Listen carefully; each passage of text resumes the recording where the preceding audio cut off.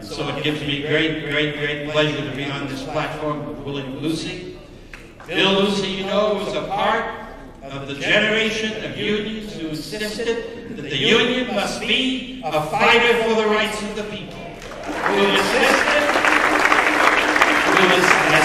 all workers' life that, in fact, the union must be a community union. Engaged in the life of the whole community and concerned for the welfare of all the people. One of the things that I will ever always relish from ASME and its leadership in 1968 in Memphis is this, that those 1,300 workers had not yet been recognized as a union. They had no treasury. They were poor men. I learned so much from them and their families, and so much from their wives. I wish that some of the wives that I met in 1968 could be the treasurers of California and D.C. and they would do a far better job of being a treasurer than what we have today. So I thought it then, I'm thinking now. What I loved so much about Bill Lucy and the others who came from ASME was the fact that even though it was February and winter and rainy and cold, even though garbage workers are not supposed to strike in the winter, they're supposed to strike in July. Even though they had no treasury, even though they hadn't consulted the International February the 12th. The International Union, Bill Worth, Bill Lucy, Jerry Worth, and others came in and put their arms around Memphis, and put their arms around those 1,300 workers, and put their arms around me and others of us who were trying to feed families and all the rest of it. And we made it as a community, both as a civil rights movement, as a strike, as a union enterprise, as an effort that would lift the spirit not only of the folk of Memphis, but help to unite this nation into doing that which is right. Bill Lucy remains a stalwart statesman for unionism, for labor, and a man we can continue to follow and trust to help us in this 21st century do the work that we have to do. Let the enemies of truth and justice be warned. Bill Lucy is alive and well.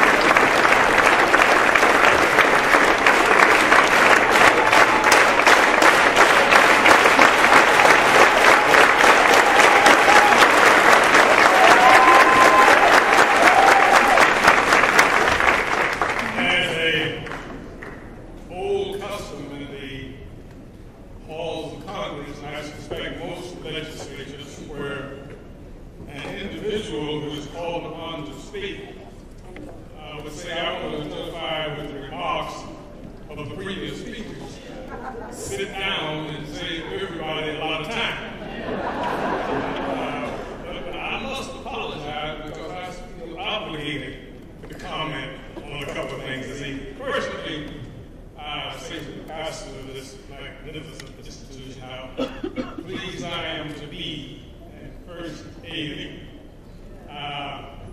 AME was the church that opened its doors to the 1,300 striking sanitation workers in Memphis, Tennessee.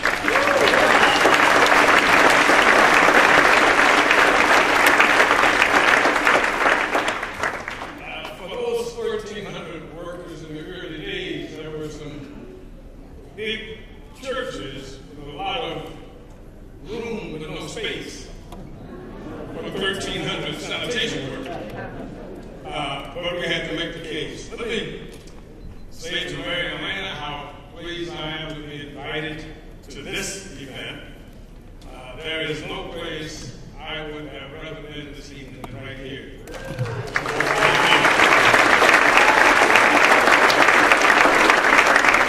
On behalf of my former union and its 1.4 million members, I want to say on their behalf, on behalf of workers across the width and breadth of this country, thank you to James Lawson.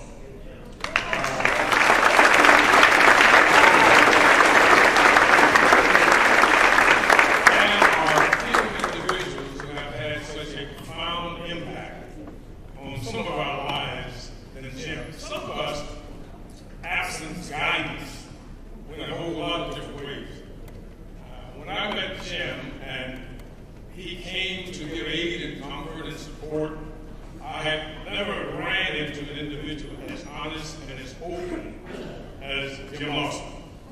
And for those of you who may not know it, Jim, because of his truthfulness, his commitment, his dedication and devotion, was probably, if not the most hated man in Memphis, Tennessee. He came very close because he made people stand up and address the issues that confronted them, and for that I will be forever grateful for our friendship.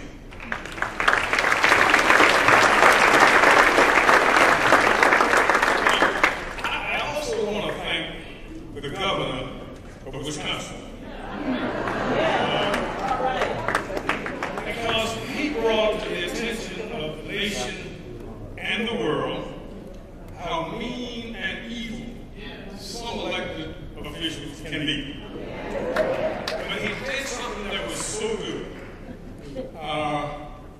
He brought to our attention that this is still an ongoing war between the greedy and the needy.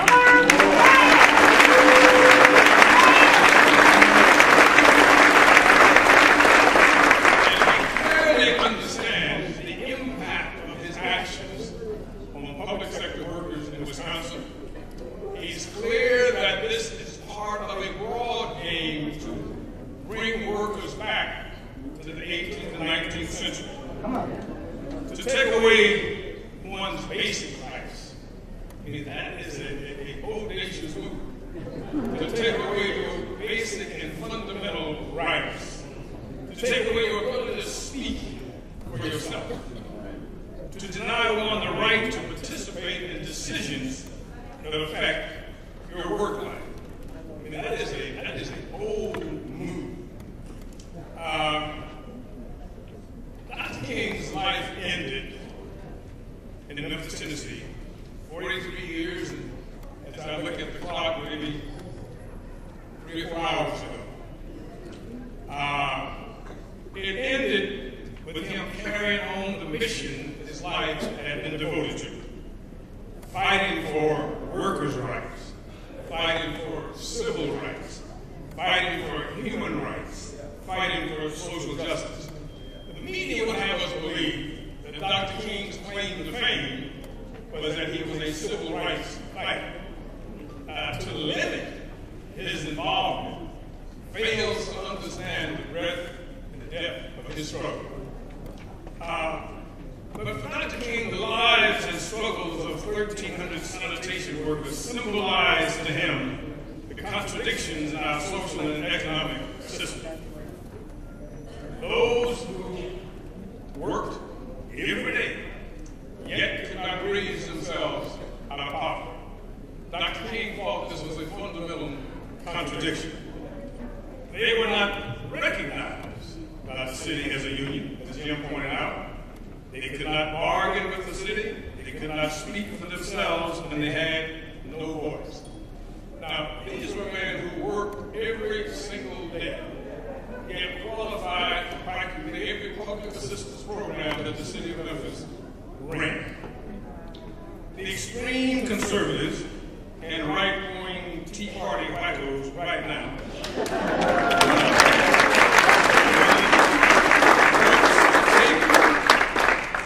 wants to take the American worker and their unions back to those conditions of the 19th century. No voice, no union, right to bargain, no democracy in the workplace, no fairness, and no justice. An America that would look more like the 19th century than the 21st century.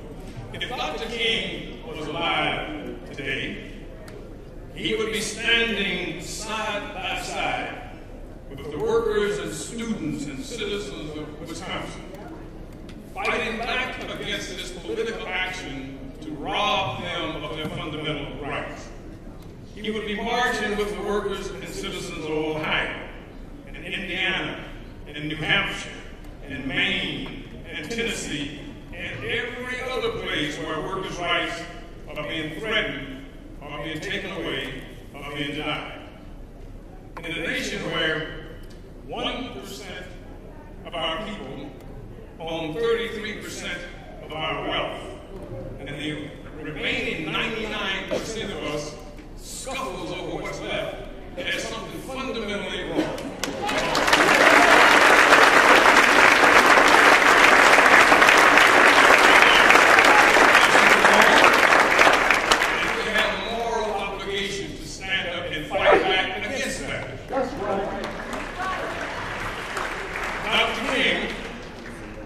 Dr. King refused to sit on the sidelines and witness the unbelievable poverty among people who worked every day, and at the same time the unimaginable wealth of those who never worked a single day. There's something wrong with that picture, and it calls for us.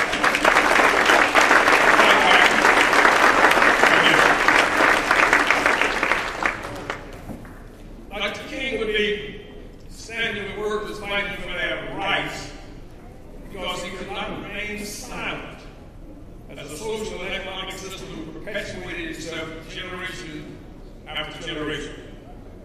Self-perpetuating wealth living side by side with self-perpetuating poverty. There's something wrong with that picture. Glenn Beck, that great visionary,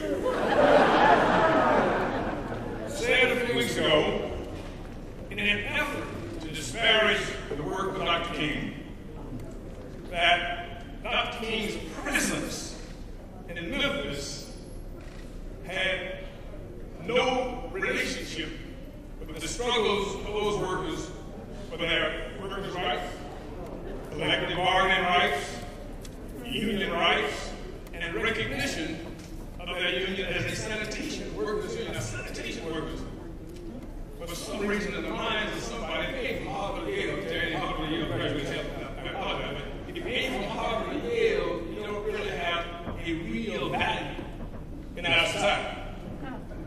I was on a radio show once in Westchester, New York, and at that time, the richest per capita county in the country.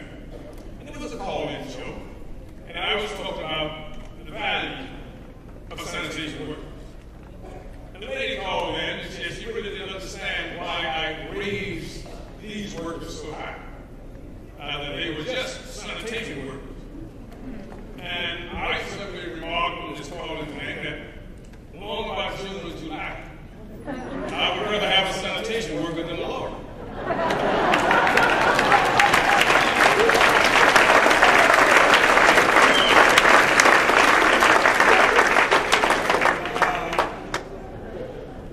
So, for the Glenn Becks of the world who can't make this connection, as a matter of fact, today there was a Reverend Jesse Lee Peace on Fox News who said the same thing as Glenn Beck, which suggests to me that Glenn Beck ain't as high up the ladder as you think he is.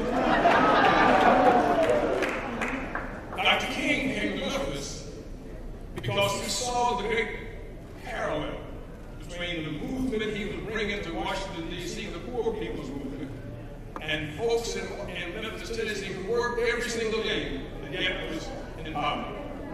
And he was committed to bringing these faces to the nation's capital so people could see the face of poverty across this nation. People weren't asking for a handout, they were asking for a hand up. So they could work every day, sit down across the bargaining table, talk about their problems, get a resolution from their leadership. That's all.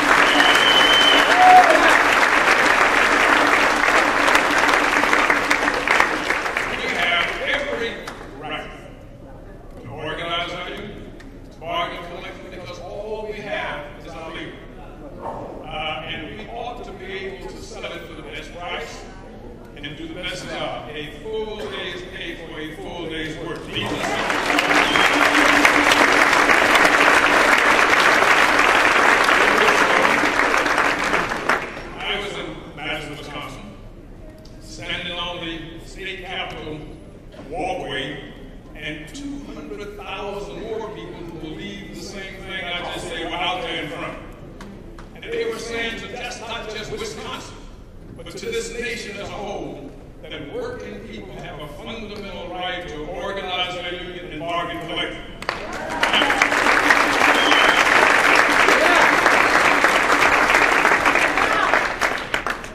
An important issue has been raised here by Governor Walker, because he has made this the test of where people stand. And 65% of the people across this nation stand with workers.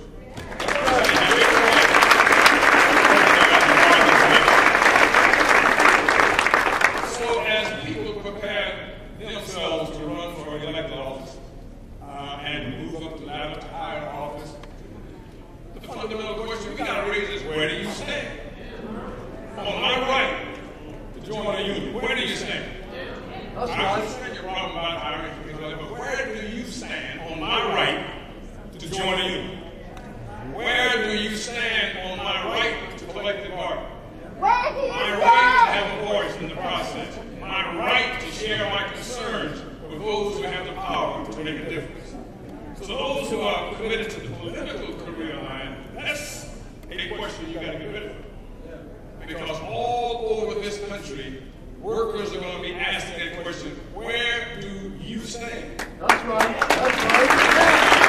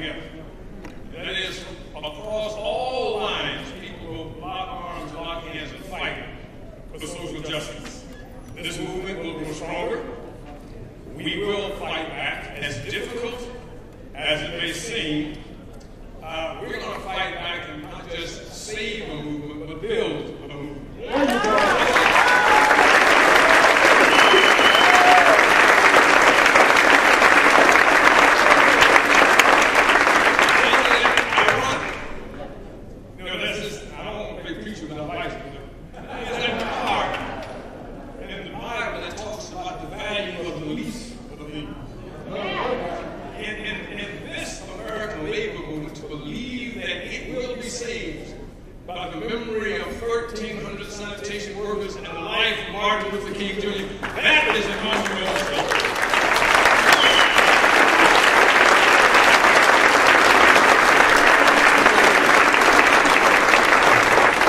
The workers of Wisconsin, and Ohio, Indiana, and all these other states where the right wing is making a conscious effort to silence their voice, you have struck the chord that has raised the loudest voice and created the greatest movement and momentum across this country in years and years and years.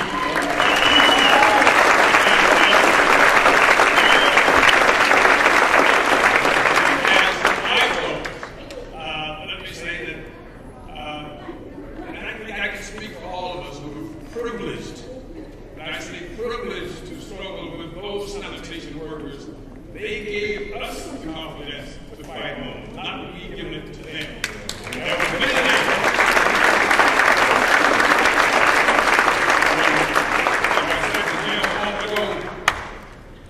the beauty of these 1,300 men is you can say, let's do this. There was not a debate. There were no text messages, no emails, no long distance telephone calls. We said, let's do it. That, to me, speaks volumes about the appreciation for everyday workers, for those of us who come with some ability to help. Thank you so much.